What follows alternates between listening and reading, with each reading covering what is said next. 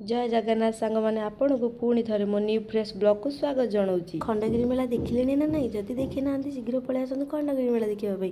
खंडगिरी मेला आसी जेहेतु किसी तो चैलेंज निहत करा दरकार से मुझे 100 टकर फूड चैलेंज आसतु 100 टकर खंडगिरी मेला आम कौन खा लंका चप मथुरा केक आ कटलेट आर प्राइस मात्र 20 टंका आ मो पाखे मात्र रहा 80 टंका।